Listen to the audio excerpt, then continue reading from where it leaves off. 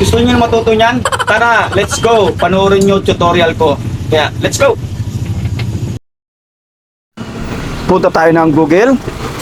Tap natin ang Google. Ayan. After niya na i-search natin ang Pixburst AI. Ayan. So hanapin natin. Down lang natin, down.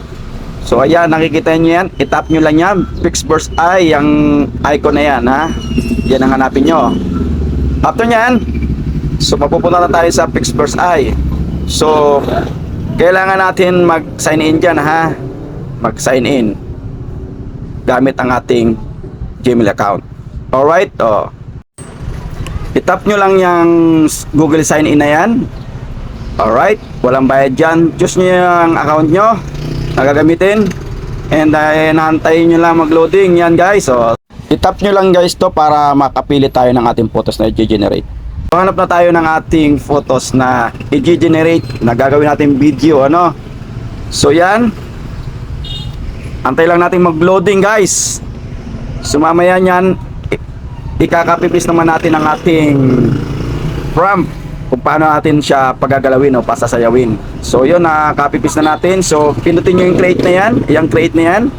So hanggang 5 pwede yan na libre. Pag naka pang-6 ka na o sumubra sa 5, may bayad na yan, guys, ha. Libre muna yan sa 5 beses mo siya pwedeng gamitin. So yan, nag-generate na. So yan, antay lang natin. O ayan na. Yan, i-double click lang natin yan o kaya i-click mo lang yan, ha. So i-click mo yung download. No, download na yan.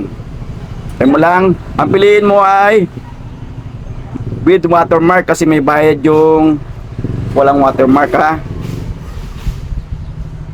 Then isend mo na lang sa messenger mo. Pagka-send sa messenger mo, hanapin mo lang muna ang messenger mo, isend mo doon sa sarili mong messenger. And then i-open mo yan, chat na yan. O, sending mo na dito sa Edward Relevante. O, akin account yan, ha. So yan. And then open mo lang yan. And then download. Yan, nakita mong arrow pababang yan. Download. So na-download mo na. Hanapin mo sa inyong photos o gallery. So yun, no? Sumasayaw-sayaw si Idol. Yung prompt nito, guys, ilalagay ko sa comment section.